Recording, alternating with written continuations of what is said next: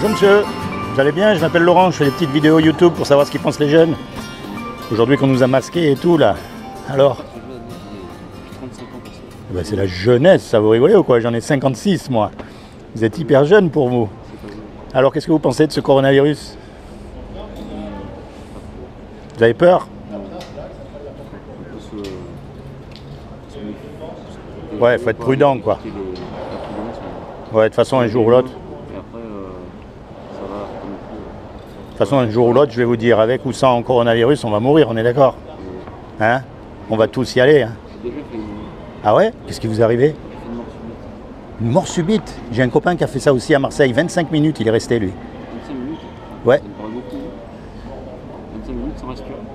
Ben, mort subite, c'est ce qu'ils ont dit les docteurs. Hein. Et après... Ah non, non, mais sérieux, il a fait ça à Marseille, il est tombé, et après il était dans le coma complet, mais c'est-à-dire que... Quelqu'un lui a foutu de l'air dans le... Sinon on ne peut pas survivre. Exactement, et quand il s'est réveillé du coma... Ça sera le bout de rien. Non mais c'est terrible, parce que, comme c'est un Algérien, de naissance on va dire, il parlait même plus français, il avait même oublié tout.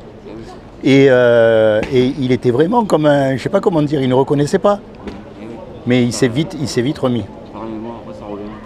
Alors vous êtes déjà mort une fois alors? Mort subite. Alors à votre avis, quand on meurt pour de bon, qu'est-ce qui va se passer après? Vous avez vu quelque chose au fait? Parce que lui il a rien vu, enfin il a dit qu'en tout cas il s'en souvient pas. Hein. C'est bizarre, c'est plus ça rester là sans être vieux quoi. C'est ça que vu de tunnel ou des trucs comme ça. Ouais, vous avez pas vu ça. Hein. Non, lui non plus, c'est ce qu'il a dit. Ouais. Il a dit, pourtant on lui a posé la question. Hein. Alors quand vous allez mourir pour de bon, à votre avis, qu'est-ce qui va se passer après? Vous y avez déjà pensé? Non. Jamais? Vous n'avez pas une croyance, une religion, un truc comme ça? Si, mais bon, après, est-ce que tu crois vraiment? Vous avez quoi comme religion, vous? Environ chrétien, catholique. D'accord. Alors qu'est-ce qui se passe quand un catholique il meurt? Il paraît que s'il a bien fait, s'il a été bon, il arrive au paradis. Ou s'il n'a pas été terrible, il va au purgatoire, sinon il va en enfer. D'accord. Alors comment est-ce qu'on sait si on fait des bonnes choses ou pas des bonnes choses? Parce qu'il faut qu'on le sache. Ouais, faut être vraiment. Vous connaissez les 10 commandements? Ouais, un petit peu. Ouais. Eh ben, c'est ça qui détermine si on fait quelque chose de bien ou quelque chose de mal. Alors on va voir comment vous allez faire. Et attention, hein, je ne vous juge pas parce que moi j'ai lamentablement échoué au test, d'accord? Il y a un commandement, il dit tu mentiras pas. Est-ce que vous avez déjà menti? On est obligé de mentir au moins une fois. Au moins une fois? Comment on appelle quelqu'un qui a menti au moins une fois? Comment on appelle quelqu'un qui a menti au moins une fois? Un menteur. Un sale menteur. Là, il y a un commandement, il dit tu voleras pas. Est-ce que vous avez déjà pris quelque chose qui n'est pas à vous? Peu importe la valeur. Et comment? Non mais comment on appelle quelqu'un qui prend quelque chose que c'est pas à lui? Un voleur. Un voleur. Ah, ça c'est le commandement qui tue tous les hommes. Il y a un commandement, il dit tu regarderas pas une femme pour la convoiter dans la rue. Alors, qui c'est qui a jamais fait ça? Hein? Mais vous savez pourquoi elle est belle cette loi? Parce que justement elle montre qu'on ne peut pas se juger les uns les autres. On est tous pareils. On est d'accord? Regardez un petit garçon, vous n'êtes pas obligé de lui apprendre à faire des bêtises. C'est de naissance. On n'est tous pas bons de naissance. Alors quand on meurt, on va être jugé par rapport à cette loi-là. Et si on vous juge par rapport à cette loi-là, vous allez être coupable ou innocent? Ça dépend. Si on vous juge par rapport à la loi, et que vous avez cassé la loi, vous allez forcément être coupable. Et oui, comme moi. Et si vous êtes coupable, on vous envoie au paradis ou en enfer? Ah, Nous irons au purgatoire. vous avez remarqué qu'il nous gêne ce mot enfer, hein. C'est un mot qu'on n'aime pas, hein. Pourtant il existe, c'est un mot qui existe. L'enfer, parce qu'on a une fois volé quelque chose. Maintenant je vais vous dire, ça c'est la mauvaise nouvelle, c'est ce qu'on mérite tous, parce qu'on a tous échoué face à la moralité de Dieu. C'est-à-dire que Dieu il est tellement saint, il est tellement au-dessus de nous. Imaginez celui qui a tout créé, les papillons, le soleil, les myriades d'étoiles, franchement, on n'y arrive pas à la cheville. Et en plus on a cassé sa loi morale, donc on mérite le châtiment. Maintenant lui, comme c'est Dieu qui a tout créé, on est d'accord? Hein? Eh bien, un créateur, ça aime ce que ça crée. Un musicien, il aime sa musique. Un cuisinier, il aime les petits plats qu'il fait.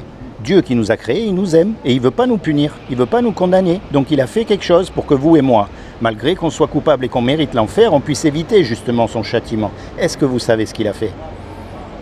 Parce que c'est ça le plus important à savoir dans la vie. Vous voyez? Je vais vous dire. Comme il n'a trouvé aucun homme de parfait sur la terre, ni même le religieux des religieux ne pourra pas dire qu'il n'a pas menti, hein, on est d'accord? Eh bien, comme il a trouvé personne, il est venu lui-même sur terre et il s'est habillé avec un corps. Il s'est revêtu d'un corps, il a pris une forme humaine qui est Jésus. Et il a dit, quiconque croit que Jésus est le Fils de Dieu et qu'il est ressuscité des morts, il aura la vie éternelle à mes côtés. C'est aussi simple que ça.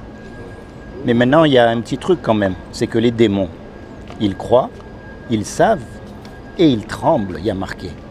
La clé là-dedans, bon bien sûr, il faut arrêter de mentir, de voler, mais ça on le sait parce qu'on a la conscience qui nous le dit à chaque fois qu'on le fait. La clé, si vous voulez, c'est ce qu'on appelle la repentance.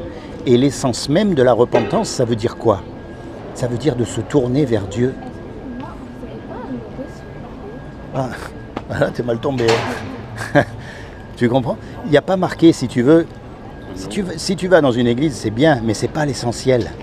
L'essentiel, c'est de tourner toi vers Dieu quand tu es tout seul. Et tu commences à lui parler, tu commences à avoir une relation personnelle avec lui. Pourquoi? Tu as remarqué les religions? C'est tous pareil, ils font la même chose, au même moment, et puis si tu n'es pas d'accord avec eux, ils te jettent dehors, on est d'accord? Ce que Dieu veut, lui, ce n'est pas une religion. C'est une relation personnelle avec toi, parce que tu es unique. Il n'y en a pas deux comme toi. Et ça, depuis que tous les hommes ils existent, il n'y en a jamais eu deux pareils. Même les jumeaux, ils ne sont pas pareils. On est d'accord? Eh bien ça montre que ce que Dieu veut, c'est une relation unique avec toi. Parce que toi, tu es passé par des galères que moi, je ne suis pas passé. Tu as eu des choses dans ta vie que moi, je n'ai pas eu, et vice-versa. Tu vois, on a chacun une vie. Et Dieu, il veut s'inviter dans ton cœur pour te protéger, pour t'aider, pour te guider, et plus que tout, pour te sauver du jour du jugement dernier. Alors moi, ce que t'encourage, c'est pas de prendre pour argent comptant ce que je viens de dire, mais c'est quand tu es tout seul, tu te tournes vers Dieu. Parce que quand Jésus, il est mort à la croix, il est mort à ta place et il est mort à ma place. Lui, il n'avait jamais rien fait. C'est pour ça que son sacrifice a été accepté. Tu comprends? C'est comme si tous les deux on fait une grosse bêtise, on se fait attraper par la police, on passe devant le juge, et le juge nous dit, voilà, vous avez 20 millions d'euros à payer ou vous partez 50 ans en prison. Et tu n'as même pas un euro, tu les as les 20 millions? On est bien d'accord? Et puis il y a un gars qui arrive, qu'on ne connaît même pas, et qui paye à notre place. Tu te rends compte? Tu vas être reconnaissant par rapport à ce gars. Eh bien, c'est ce que Jésus il a fait pour nous. Donc moi, mon ami, encore une fois, ce n'est pas une religion. C'est un homme qui s'appelle Jésus et qui est vivant aujourd'hui. Tu te rapproches de lui, tu lui parles, tu lui dis oui, c'est vrai, je suis un pécheur, je mérite l'enfer comme tout le monde, mais je te demande pardon et je t'invite dans mon cœur comme mon sauveur et mon Seigneur, et à partir de maintenant, je veux te suivre. Tu vois, tu commences à lui parler comme ça, sincèrement, et tu seras sauvé. Parce que tu sais bien que, comme moi, que sur cette terre, malheureusement, c'est pas terrible, hein. On peut croire en personne, on peut croire en rien. C'est très rare. Tu vois, tu parlais de se laver les mains. Tu connais le docteur Samuel Wells? Eh bien, c'est lui qui a trouvé qu'il fallait se laver les mains, il y a 150 ans à peu près. Il a dit à tout le monde, il y a des choses sur les mains qui font des petits microbes qui nous... Et personne n'a voulu le croire, à tel point qu'il a fini dans un hôpital psychiatrique. Non mais c'est fou, et aujourd'hui, regarde, imagine je te dise, non, il ne faut pas te laver les mains. Tu vas me rigoler au nez? Ben imagine si ce que je viens de te dire, c'est la vérité. Soit c'est pas la vérité et on aura rigolé 5 minutes, soit c'est la vérité et tu risques de perdre gros. C'est comment ton prénom? Comment? Ah je sais pas, moi c'est Laurent. Et toi c'est comment? Jérôme. Eh ben c'est merveilleux Jérôme. Seigneur Jésus, je te demande de bénir Jérôme. Je te demande de rentrer dans son cœur et de te révéler à lui comme son sauveur et son Seigneur. Je te demande aussi de lui accorder le désir de son cœur et plus que tout qu'il puisse rentrer dans sa destinée éternelle. Tu as été baptisé où? À l'église Sainte-Roselyne, à l'Escaillon. C'est une église catholique ça? Oui. Tu sais, il faut sortir de la religion pour rencontrer cet homme qui est Jésus et qui est Dieu à la fois. Tu as une Bible à la maison? Alors je t'encourage à commencer dans le livre de Jean et tu vas apprendre à connaître Jésus, l'homme, et tu vas te rapprocher de lui. Tu vas lui donner tout ton cœur, tu vas lui donner toute ta confiance.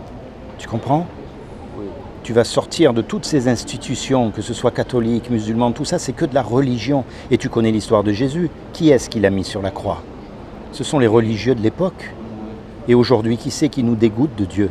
C'est les religieux d'aujourd'hui. On ne veut pas être comme eux. Tu comprends? Le baptême catholique n'a aucune valeur. C'est le vrai baptême, c'est avec Jésus. C'est pas pareil. Jésus, il est plus sur la croix. Quand tu rentres dans une église catholique, tu vois Jésus sur la croix. Mais la croix, aujourd'hui, elle est vide puisqu'il est ressuscité. Fais ce que je te dis. Tiens, je vais te laisser ça en petit souvenir. Comme ça, tu te souviendras de moi. D'accord? Fais ce que je te dis. Prends ta Bible, ouvre le livre de Jean, commence à lire. Mais tu sais, on ne lit pas ça comme un journal, comme un roman. Non. Tu lis et puis tu médites. Tu prends le temps de lire, de t'arrêter sur chaque phrase, de demander à Dieu de t'éclaircir, de te donner la compréhension de sa parole. Tu vois, tu n'es pas pressé. Ce n'est pas un livre qu'on lit, allez hop, et puis on arrive à la fin et puis c'est fini. Non. Ça, c'est un livre qui va te parler tout le temps. Des fois, tu vas lire le même passage, mais tu vas comprendre des choses différentes. Et puis, un conseil. Ce que tu ne comprends pas dans la Bible, t'inquiète pas, tu ne l'as pas compris, on ne peut pas t'en vouloir si tu n'as pas compris, on est d'accord? Mais les petites choses que tu comprends, mets-les en pratique et tu verras que Dieu te donnera de plus en plus de compréhension dans sa parole. Commence par les petites.